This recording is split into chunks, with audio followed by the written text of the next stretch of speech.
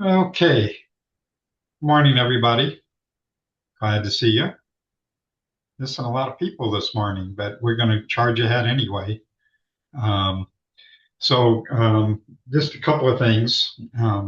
As we were kind of just discussing, I was just looking at calendar for the next couple of months, and my tentative plan is to, not, of course, not meet next week.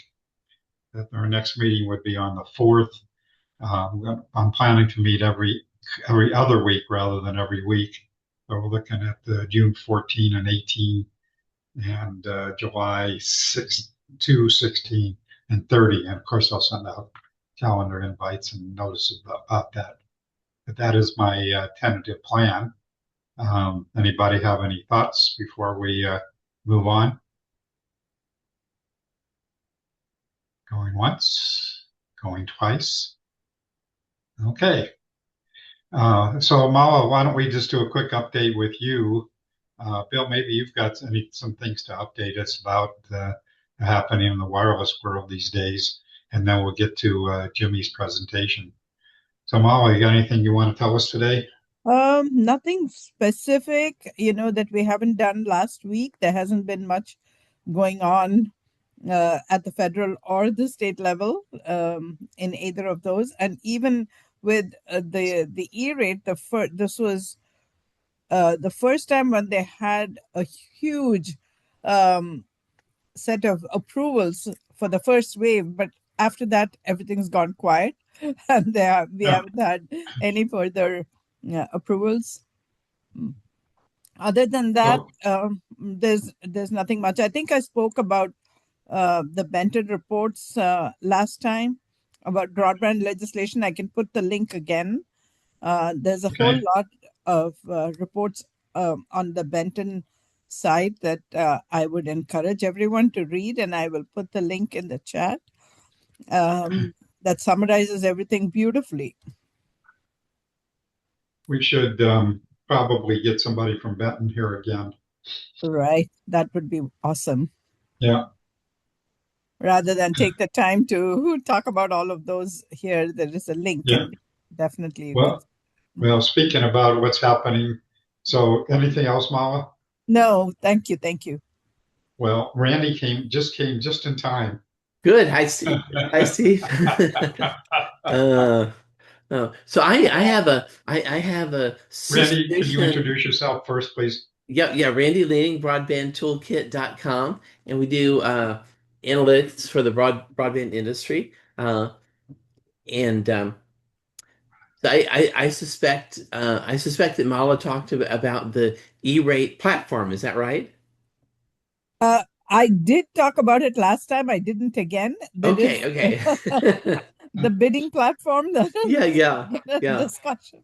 Well, I was gonna not talk about that. So I guess one of the things that's big news as of yesterday um, is the SpaceX S1 dropped, and so it gives us a lot of insight into competitively what's sort of happening in the world of satellite, and so it's about three or 400 pages. So I had my AI crank through it and then read through the highlights. But I'll give just a quick overview of that if that would be of interest. Sure. Um, It's a big, can obviously becoming a big topic, and Elon Musk is really pushing, right? that's right, that's right. So the interesting thing is, there are are several different businesses that are being merged. So there's X and um, uh, and then there's the launch business, which is Falcon and the Falcon Heavy and Starship, and then of course Starlink. And so what's interesting is we don't know exactly how it's going to be valued, because when someone does an IPO, they'll drop an S1, which is their formal disclosure, and then usually a couple days before it lists is when they actually price it. And so after the S1 drops, they'll do a roadshow, and then then they'll assess the interest, and then they'll price it. But basically, it's they're looking at maybe $1.5 trillion dollars or 1.75, something in that range. So basically, just in a nutshell, and I guess this is important because one, it's Starlink is growing rapidly. We get more details actually in the S1 about it. And it also relates to data centers on Earth and elsewhere, and then it also has implications for capital markets just because it's so big. So one of the really interesting things is it does give a little bit more visibility into the SpaceX business segment per se, and it's sort of one of three segments that are part of SpaceX, and basically they are. Let's see. I have one page with all of the dollar figures here. It's um, but it's basically, oh, here we go. Okay, so they have 10.3 million subscribers, 164 countries, and in 2025 they were running at 11.4 billion in revenue, and basically out of that 7.2 billion in EBITDA margin. So that's huge. So the gross margins are really large. So what the S1 sort of paints as a picture where Starlink is generating a lot of cash flow, and then in their launch business, in all likelihood, the Falcon launch business is robust and you know profitable and so forth, but they're investing very heavily in Starship. And what's interesting is Starship represents a 20-fold increase in capability over the previous launch vehicle. And even with Starlink, between Starlink version 2 and Starlink version 3, it's about a tenfold increase in capacity per satellite. So the Starlink version of 3 that they'll start to launch with Starship will be have about a terabit of capability. And so it's just about a 10 to 1. So what's really interesting about this is just the speed at which all of this stuff is scaling. We're used to having companies and technologies scale by 10 or 20 or 30%, and these are just huge leaps. So that's going on. And then the other piece that's really interesting is they have the Colossus and Colossus 2 data centers in Tennessee, and were the first um,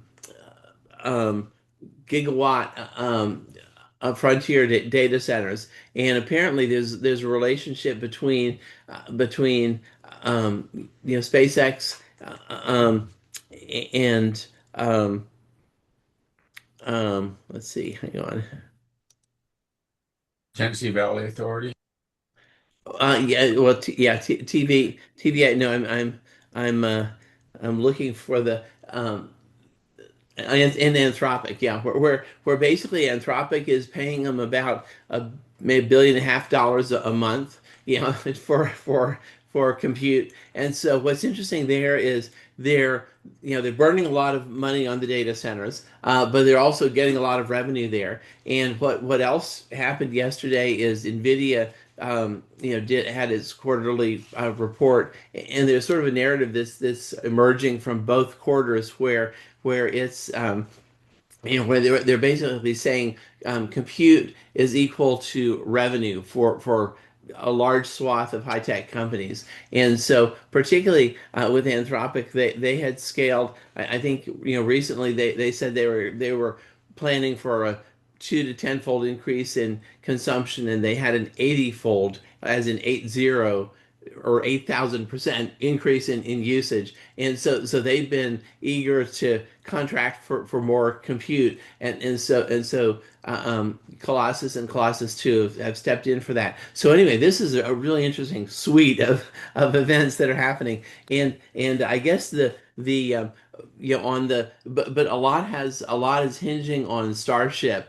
But it's right now they've done 11 test flights so far. They have their 12th scheduled, and it seems to be getting closer and closer to launch, and they're expecting full commercial in the second half of this year. So anyway, that's the news, and a lot of moving parts there. Randy, did you watch the FCC meeting yesterday? Oh, I did not. No, That Well, was probably good. I missed part of it, and the part that I heard was nothing earth-shattering. But the one thing that, and Bill, I'm going to get to you in a minute because I'm sure you probably have some things to share. And then Jimmy, you probably have things also, but you're going to get a bigger chunk of time to talk about a lot of this stuff. Um, but I think the interesting thing, and I want to have a little discussion actually for us in just a little while, was a comment that one of the commissioners made about that we really have to understand all of the different things that are happening in the world today and how it's impacting. You've got the economies that's going on. We've got wars. We've got new technology. Got all this stuff going on, and it's changing everything. Well, as you know, I've been cleaning my house and came across a book that I had forgotten all about. I don't know if any of you know the name Ray Kurzweil. Mm. Molly, you may remember him from many years ago. He wrote a book called The Singularity and the Merging of Technology and People. But the other thing that he talked about was technology changes, and he talked about it used to be linear, and now it's exponential instead. And so if you look at what's happening with satellite and all these new technologies, that the changes are just dramatic about how fast things are, and relatively speaking, how fast things are changing and are going to continue to change. And what are the implications of all of that with all the stuff we're trying to do here? So I thought it was kind of interesting to find that book again.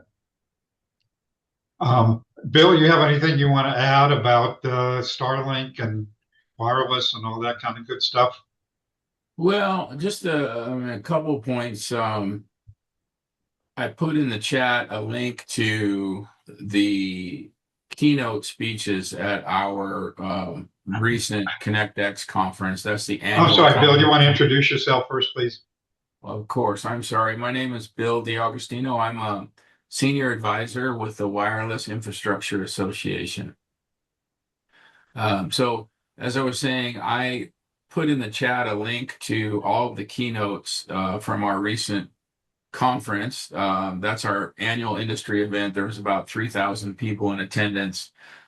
There's some great summaries in there. You can listen to the whole keynotes if you want. The focus really, I would say, was all around edge compute and AI, as well as satellite and the implications of that. And then the only other point, Steve, that I would make is, there was this issue with Dish and their spectrum um, transfer.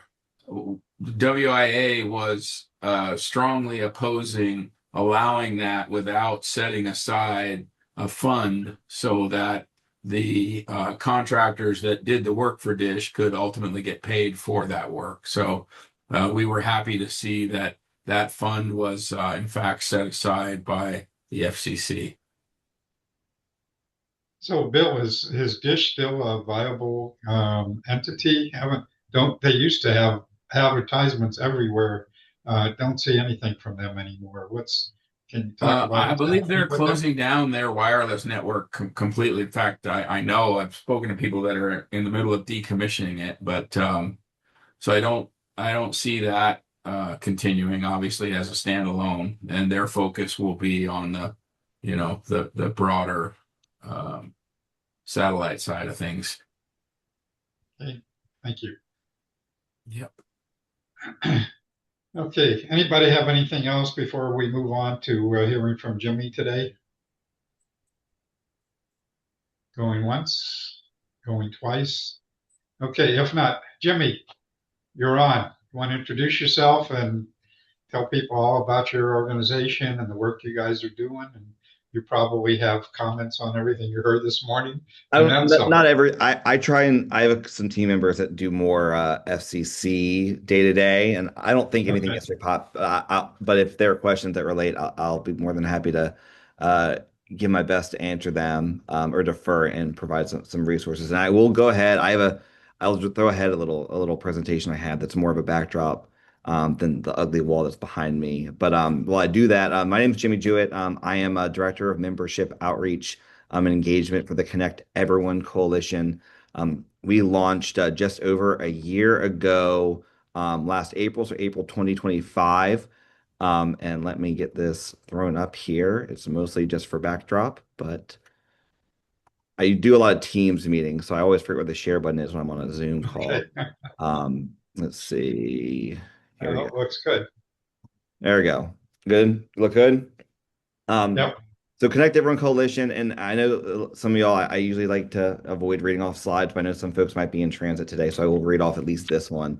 But we're a broad-based coalition of businesses, nonprofits, advocacy organizations, and a lot of other groups at this point in time that both from healthcare, education, recreation, just about anything, mom and pop shops, everything you can think of that's willing to kind of engage with us, that's committed to educating public and policymakers on low Earth orbit satellite innovations, specifically related to kind of broadband connectivity, not as a preference over other options, but just kind of as a additional tool in the toolbox for folks that have kind of been working in this issue for a while and kind of might be looking for either temporary or long-term solutions to kind of ongoing digital divide issues, both across the country, but also we do have one international member, so we do kind of tip our hat to kind of how this is being deployed globally as well, and kind of the innovations that are happening in this space, which, as I think some hit on a little bit earlier with kind of the Starlink IPO, which I thought that was a really good readout. I have not had a chance to kind of look through kind of the breakdowns from that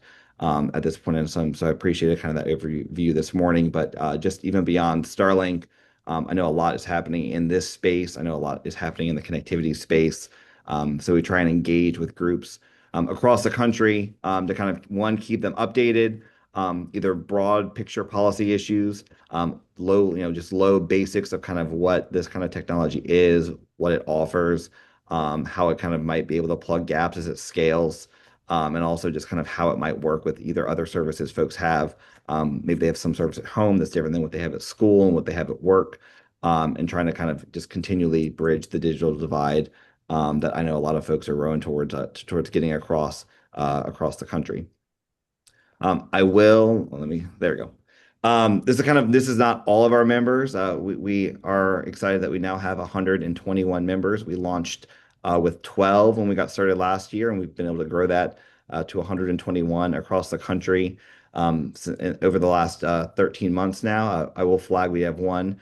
I know we have one specific Arizona member. The Arizona Regional Economic Development Commission is one of our coalition members, and they've been actively involved. And we're actually one of our webinar participants when we did a webinar last year at the end of last year, which is on our website that folks can find if interested. I know another group that's not, they're national, but I know their executive director is based out of Phoenix, is the National Rural Education Association, is one of our newer partners in the space. But as you can see, if you're looking at this, anything from small chambers, business associations, small businesses, different groups that either are think tank. We have some think tank groups. So we have some different types of organizations that either directly work in the digital space. I know one that I like to highlight consistently is Inspired EDU, which is an Atlanta-based group that works across Georgia, kind of in the bridge of the digital divide, but also digital equity. And they do a lot of skills training, up training, reskilling. And they've been a great partner of ours over the past 6 to 7 months, especially since they joined our coalition.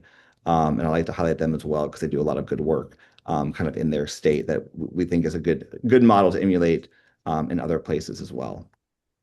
Um, Again, kind of turn into a little high over lower overview.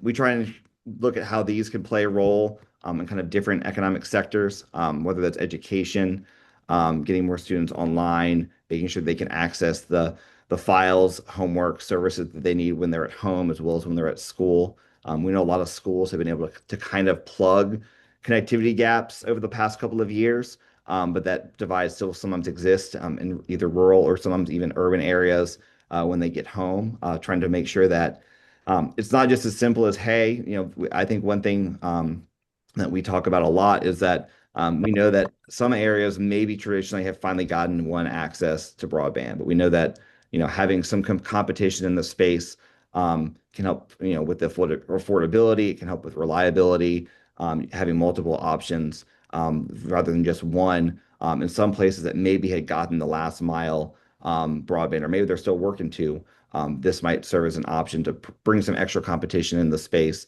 and hopefully provide some additional cost options and some flexibility options that folks might be able to consider. Agriculture, we have a big base of agricultural members now. National Grange is a member. We have several farm bureaus.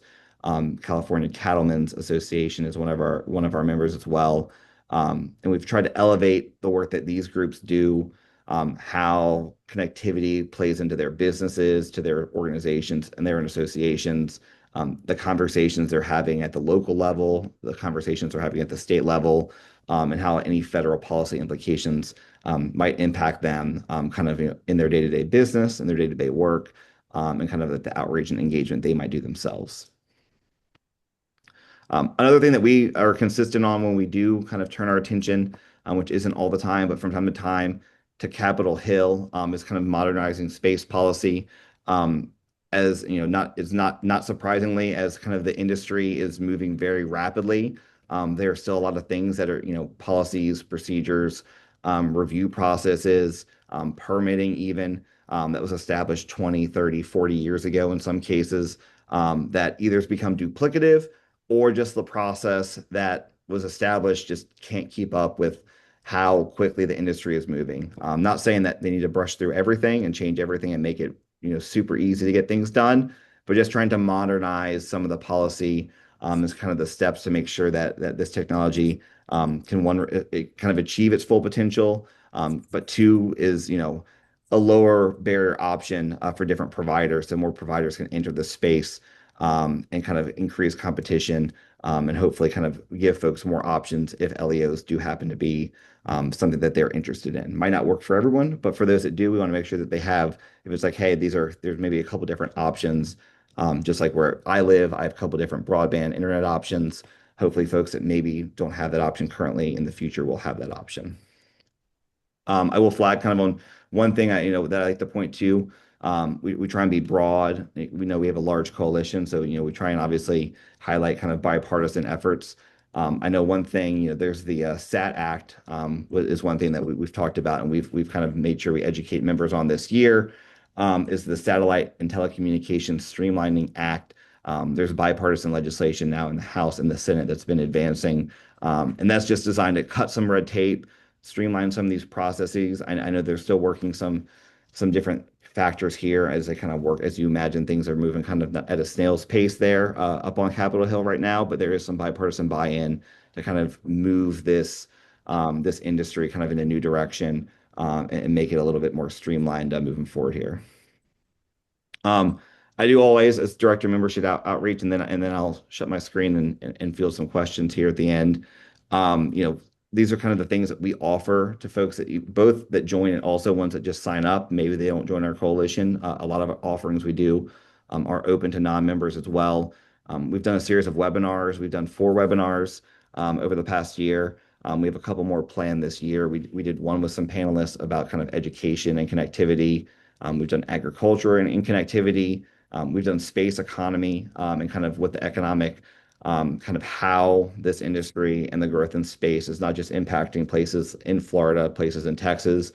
We had actually the Arizona Economic Development Group participated actually to talk about some of the space economic benefits that are happening in Arizona and how the industry is kind of branching out and more folks are kind of getting involved as there's a lot of investment and interest in this space. Um, we do some outreach, we do some press. We've worked with folks that are interested at times on some earned media, some op-eds, some different columns in this space where they might be interested in, and kind of look to us for kind of a subject matter expert. We do have a website that on the public side, and I'll drop that here in the comments here in a minute for folks that are interested. I think we have a lot of robust offerings. We have our webinars there that are posted. We have policy briefings. We have other documents. And one thing that I know we're excited about is this year we launched what we call kind of a Connecting the Dots series. It's kind of a too long, don't read series where we kind of pick a topic, an issue, a policy, and trying to distill it down into a short one page quick email that says, hey, this is this issue you may have heard about. This is why we think it matters to our members. This is how, if you're interested in engaging on this topic, how you might be able to engage with it. Just kind of cutting through what we know are some pretty complex topics, especially at the policy level at times, but trying to make them more digestible to our members who might not be seeped in this issue day in and day out. We do have some member-only resources and materials as well. But again, as I said, we do have, I think, a good, robust offering on our website these days. You mentioned FCC, and I meant to mention this too. I know last week we hosted a fireside chat with FCC Commissioner Jay Shores, who is the Space Bureau Chief. Had a good 30-minute conversation with him kind of about this space. He kind of is unique in that he's actually moved pre-COVID to a rural farm. He had to kind of go to a parking lot to get on internet for work a lot of the times. He ended up having LEOs kind of plug the gap at one point in time for him and his family. So he kind of comes with it from kind of his long-term knowledge of kind of the industry, but also how this particular space is kind of expanding and growing and starting to play more of a role in connectivity. As I mentioned earlier, we have a broad swath of coalition members. We have everything from two people mom and pops, one people mom and pops, state chambers, regional chambers, think tanks, trade association groups, and it kind of runs the gamut. Folks that hopefully are just trying to learn more about the space. Some engage, some don't. But we've learned a lot from our membership, and hopefully have been able to provide some resources and pass on some education to those who have joined us to date.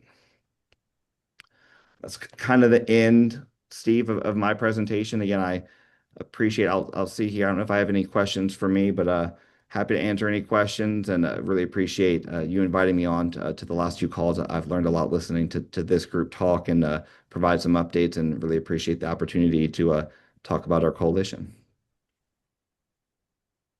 Questions for Jimmy?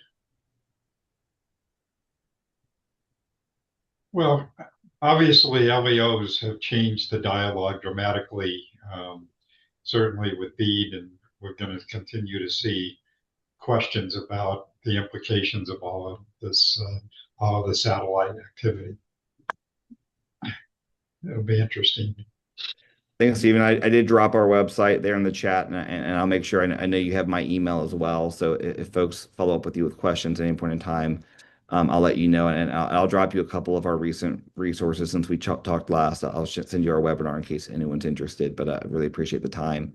And I do see Jessica has her hand up. I was just going to ask about the webinar. Oh, yes. I will, while I'm sitting here, I will drop it in the chat. I'll also make sure I send an email to Steve after this as well, so he has access to that webinar. It's on our website, but I will, luckily, the good thing about building out a lot of content on your website is that there's a lot of good things on our website, but there's also sometimes I even just, I need to make sure I find it. So I'll drop a direct link here, Jessica, for you here in a moment. Fabulous. Thank you. And Jimmy, can you drop your contact in the chat? Like, I'd love to follow up. And one thing that's really interesting is, and I know Jay is a phenomenal spokesman for the industry too. I've seen some of his talks, but and I know like New America did a big conference that covered a lot of material a few months ago.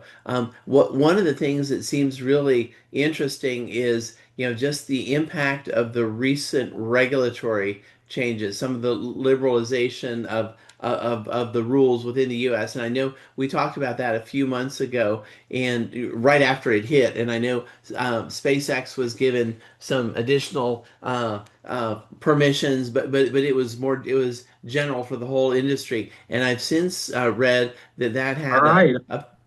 up to an eight times impact on capacity. Yeah, and so I don't know if you have any comments on that, but that seemed very consequential. Again, sort of speaking to the speed of change.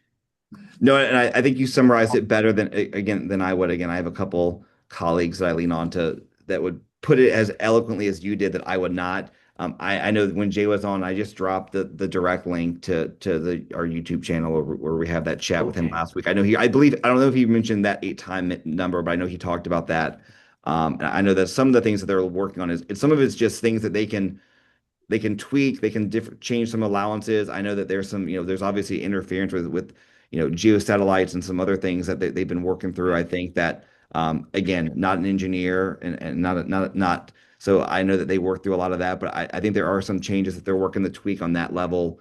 I know that though, yeah, as you mentioned, there's Starlink 3 now. I know that there's folks are getting a little bit more interaction with it. Either, if you fly a lot, I know some of these folks are getting more direction there. And I think I know one of my colleagues was on a flight and actually was able to take a video call. He said he's like, I think this might actually work for me to join via video from one of his flights with Starlink. And he was like, I can't believe I'm actually doing this right now. But so there's a lot of updates there. I know there's a World Radio Conference next year that we talk about a little bit in our chat with Jay. Where there's some international agreements and discussions that are happening that I think will be impactful to the United States. But we're hoping that we're posturing to be in a good spot to lead on that front. To bring, I know some of these providers, what you mentioned, Starlink, the global numbers. I know Amazon's their project. I know they have some work that they're doing. I know that they're doing in Africa and a couple other places as well to kind of bridge some big divides that still kind of exist where middle mile and last mile, I think, are definitely foreign languages to them. And you mentioned New American. I know Michael Calabrese is actually one of our board members for our Okay. coalition. So Michael likes to drop us notes all the time of things that sometimes he moves quicker than us, and he'll drop us good notes there. So I appreciate that flag and appreciate your question and appreciate the chance to kind of share some information that I think hopefully is interested. But appreciate the time again. So I have a couple of questions, Jimmy. One is, has there been any discussion? USDA is now renewing their reconnect grants. Has there been any discussion that you're aware of regarding LEOs and that funding? I don't have any answer on that directly. I know that a lot of the funding, when it gets at least to the LAO space, has been to some extent determined state by state. I know some of it's been allowances at the federal level. I know BEAD's probably the one that I can speak to better, where federal changes to kind of terms and expectations have kind of dictated how that's then utilized either by places like USDA or kind of looking at state deployment. So I'm not sure. That's a good note for me that I'll brush up on there. I know kind of BEAD's been the one that I'm personally better versed in and kind of how different states have kind of tackled that over the past, especially 18 months. But no, that's a good question, and I'll make note of that and see if I can get a better answer for you there. And Can I so, ask a second couple? question. I'm sorry. Go Oh, ahead. Who's that? I was just when after you, Steve, I had a couple consumer questions for Jimmy, but I know you've got a list. No, that's okay. I Oh, was just going to ask about, and Randy, you may also have any thoughts about this, about price points oh and yeah, yeah, whether or not, amazingly important. yeah. And also I'll just throw in my piece too is that Jimmy, the other thing too is there's been some debate with Bede about who's going to pay for installation. For instance, I had a discussion on that yesterday, and so that seems like that sort of has fallen in the cracks between state competitive bidding processes and NTIA and Starlink and I don't know if Amazon where they fall in that. But anyway, any thoughts on that would be really good. No, that's a good note. And I think price point, I know, I think one of the things that we've broadly pushed for as we expect. And I think it's not always the case, but I think it's more competition enters the space here. We hope that that price point will continue to fall. Um, I know behind some of it's behind the curtain stuff that even we don't know. I know that there's been some states that have been saying, oh, we picked this product or versus that product, and kind of what we expect for our bead rollout due to price points. How that actually plays out, once it's actually deployed. I know some of those are still hypothetical to some extent, or still kind of going through the approval processes. I think will play out. I know that again, some of it for price point, I think depends now. Even if you go, dial back to even broadband, I think depends on offerings. I know, I always say where I live in a suburban area. There's a couple of different options. They're all similar price points. They're all like, for me, they're affordable, but they're probably, if it's a bill that you check to see if they're changing anything on you. I think to some folks that maybe only have one option, maybe for me, I think if I was like, hey, told my wife, hey, like we should add Starlink, I don't think it would be a cost competitive to what I currently have for connectivity. To put to my family members who live a county over that I know has Starlink. It was the only option for them that really was cost competitive. So to what they had, I think it varies. It's not always the right use case. It's not always the best option. It's not always the most affordable option. I think some folks are working to plug the gap there. And then I know you mentioned on your question, now I got lost in the price point. On kind of installation, I think that's some of that's I think is very state by state dependent. I know talking with one coalition member, I know we have one in New York where just even getting deployment of some funds to actually get to the point where they can talk installments been difficult. Whereas in other states, it's very integrated. I think North Carolina's done a lot of integration. I think they're about 50-50 split on their BEAD funding. And so some of them, they're working through actually like the telecom groups and other providers on kind of the installation component. So I don't think I can speak as kind of as our national scope on to kind of the intricacies of kind of how that's going with NTIA and different providers, but it's something that, as y'all learn more, that's why we like to talk to our members and hear feedback on how's this going in your state versus not. But I know some states are more streamlined and better prepared to handle that component than others have been. And I just read an article, I think yesterday, Jimmy, about there's an organization called NCTA, the Rural Broadband Association, and they wrote a Mhm. letter, I think, to NTIA Mhm. requesting performance testing of, uh, satellite versus fixed broadband services. Mhm. There's issue, they want NTIA to require performance testing for BEAD. Mhm. Um, I don't know if you've looked into that or seen it. No, I think I've seen that letter or mentioned that letter this week. It has not come across my read list yet. But again, as I've kind of mentioned too, I think how they kind of what I think that meets standards. I know that there has been I think there has been some bipartisan pushback. I know that there were some rumblings up on Capitol Hill during SAT Act markups about, I guess, 2 months ago now in the Senate, where they thought that there was maybe some Starlink maneuvering to kind of dial back some of that testing and some of that verification. Mm. I'm pretty sure the administration itself actually came forward and said like we don't support those types of efforts. And my understanding, my reading from actually there's bipartisan support from the Republicans and the Democrats to kind of maintain kind of some of the initial standards that were going to be required from B deployment in kind of the LEO space. Obviously, that's kind of an ever-changing discussion, so I won't predict the future. But I know from recent experience and from recent watching the issue that there's been. I don't think that there is much broad-based support for kind of cutting some slack to so to speak. To those providers, verifying on the back end to make sure they're doing what they're saying, I think is something that's appropriate.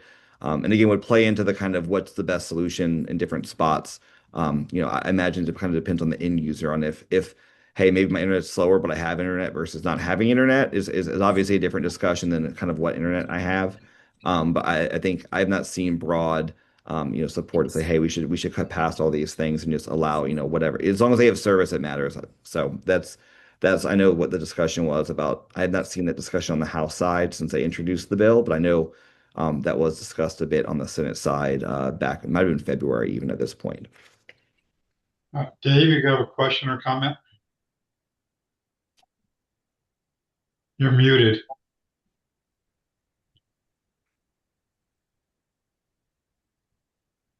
How's that? There you go. We Hey, hear you now. Okay. Sorry about that. No problem. Kind of based on my own experiences, and I imagine the sentiment would be the same. They've never, when it came to even testing or verifying what our terrestrial bandwidth providers has done, has been a moving target. Mhm. Whether or not I have broadband on any given day is, there's times here, if there's a big event, there was a large national football game that clearly everybody was, that they streamed. It was only available on streaming. And people all over the neighborhood through my Ring doorbell network were saying what's going on with the internet. Because we clearly you couldn't even get a basic image without stuttering. So, but by the provider standards, everything was fine. It wasn't considered an outage, but Right. it was well under. So I don't, there will be clarity to that, but I suspect that the satellite operators have a pretty good case of saying you've never held anybody accountable. To, are you delivering what you say you deliver? Right. No, I think that's an interesting point. I think probably from time to time, my wife and I fight over how fast our I think we have FiOS, Verizon at home. I think we fight at the same when we're working next to each other on how quick our internet is, depending on the time of day. I know even in I'm in a small office that's connected to a bigger office, and I know from time to time when the office there, the other part of our office is a part-time work in the office, part-time work from home. And I know there's some days where they're all here, where all of a sudden the internet is definitely not functioning. But then our tech people will be like, well, we know technically it looks like it's running fine. We know, like we believe that it's running slow, but we can't always indicate it. So I think then that's an interesting point. I know that you have a better knowledge of the long-term history there, but I think that's a interesting point. And Jessica, I Well, do see your hand up as well. Once Dave's done, Jessica, I do see your hand up as well. and my neighbor did all of us a favor. He's an engineer, so he literally sat down and did a detailed hour by hour measuring his internet, put it in a spreadsheet, and it was a very visual representation of what was going on. Right. The network was just saturated, so I guess that can be done, Correct. but you can still make your case to the provider, and it just Right. doesn't really go anywhere. Right. Jessica, you got question, comment? Yeah, comment just along the speed testing lines. Institute for Local Self-Reliance, ILSR, is doing some pilot speed testing work across Bexar County, the San Antonio region. And so that's literally going to be launching in the next week or two. But I can connect Deanne and Christopher from ILSR on some of that. They may or may not be members for some of that, but we're working with them on some of the navigator support end. But I'm in fact going to pick up one of the little speed tester devices this afternoon from Deanne to be a control point for the Alamo Heights region, which tends to have some more stable internet situation in the Bexar County area. But so if you have other info on any of some of that, I would love to get that from y'all on what any of the speed testing or anything else looks like from what y'all have seen, because I would love to feed that over to ILSR for some of the pilot work that they're doing. Okay. Just real quick, I wanted to jump in and say, in terms of anybody being held accountable, I don't know about every specific situation, but I know we have all of our clients pretty much are ILEX or CLEX broadband providers. They have to upload all the speed test data into the portal. And we have run into situations where if they have problems or if they can't pass their speed tests, that the government does withhold funding from them until that is corrected. So there is some level of people are being held accountable to some level, although not for every moment. Obviously they have control over when they do those speed tests. So Mallory, you've been here pretty regularly, but you might want to just tell people who you Oh, are, and what you guys yeah. do. I am Mallory Duvall. I am a regulatory consultant with Consortia Consulting. We represent more of the small rural telecoms across the country. We have clients in many different states. We help them with regulatory work, financial work, compliance work. We do a lot of that. So we see a lot of people that have to submit a lot of these different tests and different data. So that's I have seen people run into issues with their speed testing and actually run into some problems that had to be remedied before they were allowed to have any funding. Okay. Thank you. Dave? Well, and this could be my paranoia, but I'm convinced that there's a lot more behind the scenes going on when it comes to buffering and throttling. I believe that the network provider here, it knows when it's running a standard speed test, because what I will see on my speed test tells me one thing, but the fact that even basic high definition video streaming is stuttering like crazy tells a completely different story.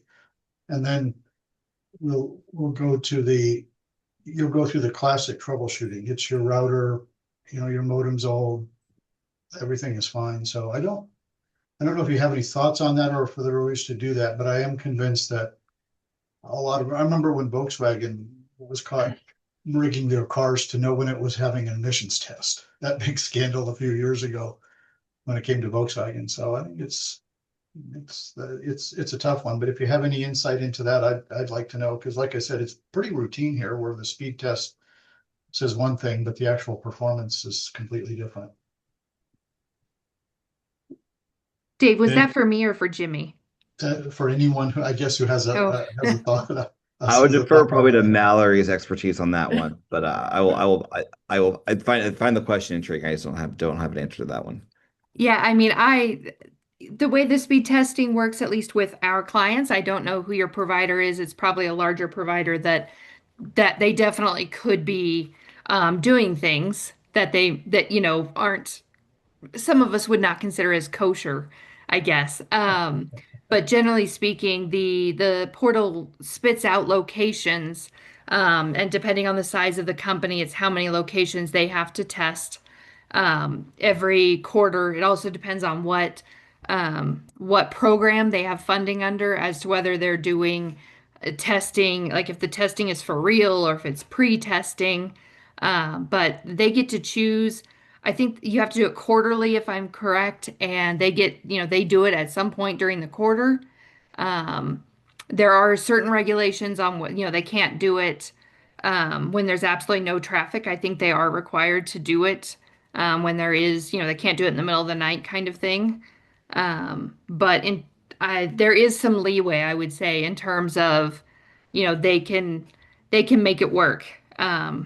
I know there are people who, they'll start doing the testing at the beginning of the quarter and they will just keep doing the testing until they get them all to pass. So there are ways around it for sure. Yeah, and it is going to boil down at some point to what's in the ground. The most candid conversation I had was with a technician who was very senior. I don't think he could be fired because he kind of was the only one that knew, but he came down here and looked at mine and I said, it's crazy. I don't know why it's happening. And he said, there is no solution. He said, the node that you're on was designed to accommodate a maximum of 400 users, absolute maximum. And he said, right now there's 700 on there.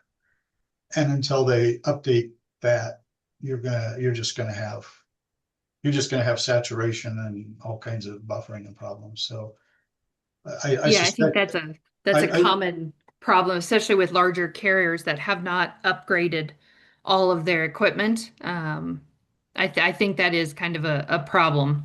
I know even myself, I have a large carrier where I live, and it can be hit or miss. Because yeah, they just don't have and it's the same as, individual routers in your home that you have. Not all of those are capable of providing, gig service. You may pay for gig service, but if your router in your house is not good enough, or if electronics and things all along the route are not good enough, you're not going to get that. Or if there's a ton of people all of a sudden on it, it can't handle. There are problems all along the way. Yeah, that's always the default answer, and we're always going to be in that. But literally, if you can actually get a technician that comes out who can literally measure it at the box and say this is what the network's doing, I guess that's probably the most, and that's more kind of having that inside whistleblower inside of the company that actually does know what's going on. And I think it is sad, but it is the nature of, free enterprise and competition. So, but I'm sitting on 35 to 40-year-old infrastructure, but somehow there was a government list that came out several years ago, and Sarita was being touted as like a Class A, Grade A connected place. We were considered a fiber community, but that was literally based on a very small number of homes in one new development that were actually on the fiber. But that was some kind of a government list that said, hey, everything's going great, in Sarita, and in reality, it really wasn't. Okay, Jessica, you have another question or comment, please?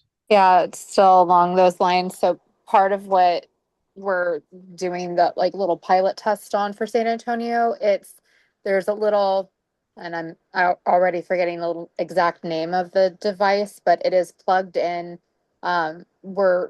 What ILSR is doing, they're distributing the devices among, any community members and ideally targeted particular zip codes that want to participate, and they're going to be plugged in and connected to their internet 24/7 for several months.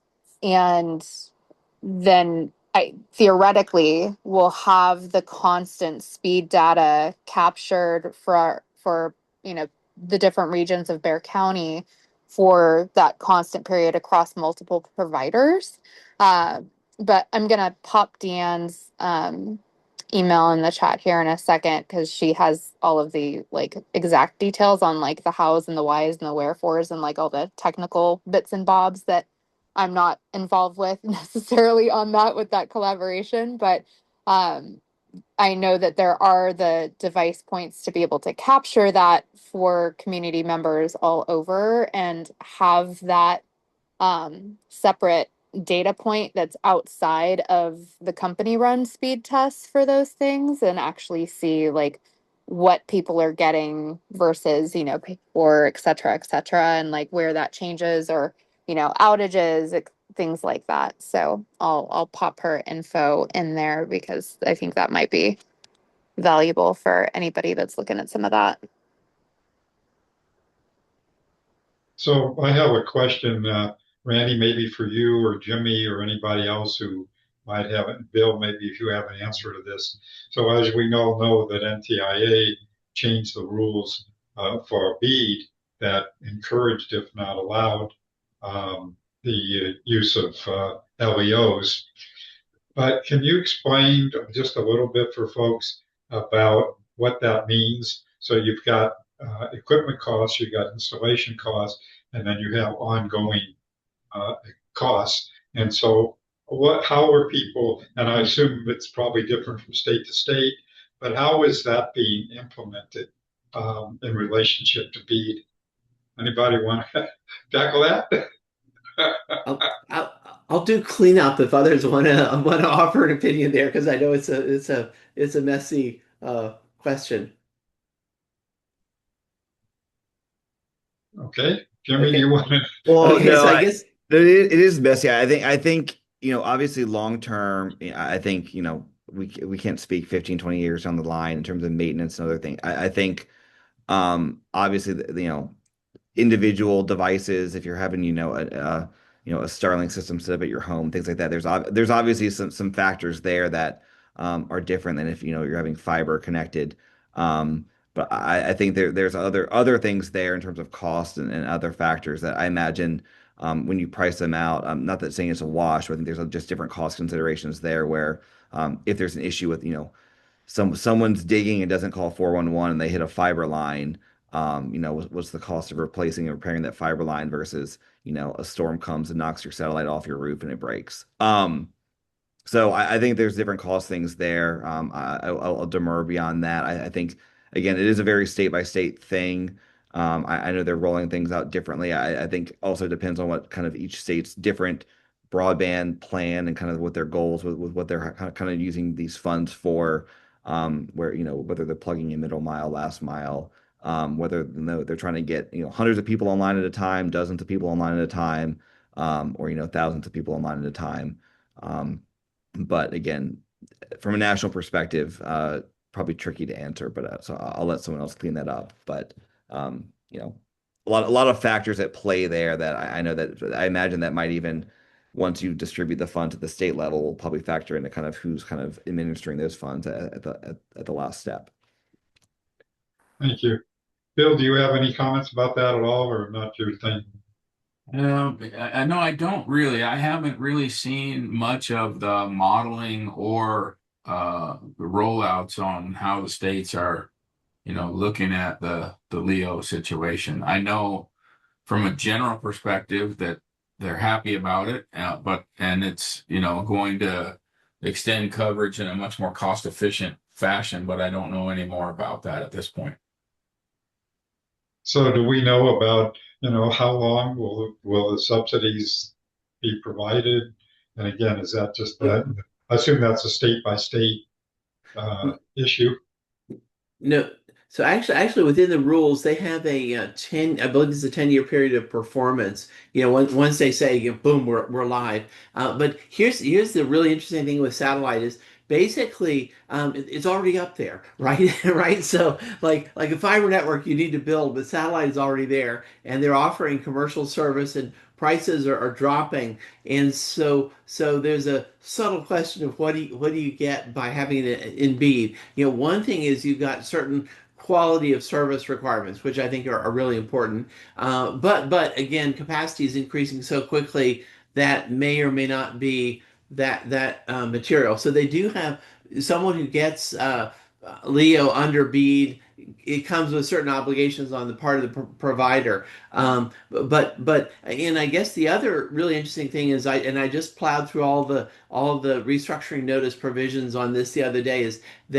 Is basically all basically providers of any technology can charge for installation or not. And it just happens that with cable and fiber, it's very unusual. You don't subscribe to fiber and have your fiber provider say, "Oh, I need to do a horizontal directional drilling, and I'm going to bill you for it, for your drop." They just absorb that cost. And so Starlink has been a little bit different in that they are more inclined to just ship the dish and say, install it, or it's a little more ad hoc. And so I think that's where there's been some pushback. And I guess the interesting thing too is if you're a local provider of any technology, you're likely to have a crew on the ground in that town versus with Starlink.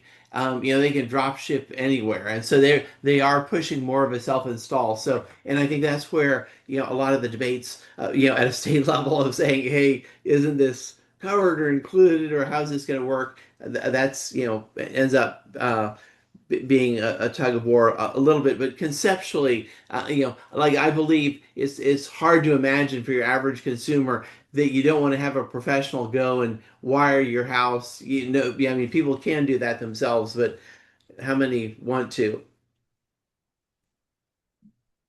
Thank you. Okay, anybody have anything else that they want to talk about today?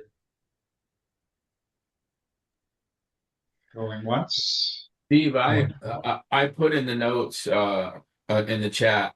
Just wanted to announce that the WIA is going to host their annual conference in Phoenix next year. So Yeah, it'll be around the May timeframe in Phoenix. That's awesome. Yeah. Anybody have anything else that they want to discuss this morning? And if not, we're, I think, officially done. I'm going to stop recording.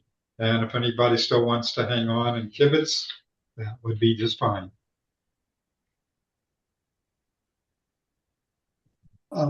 Bill, real quickly, any relation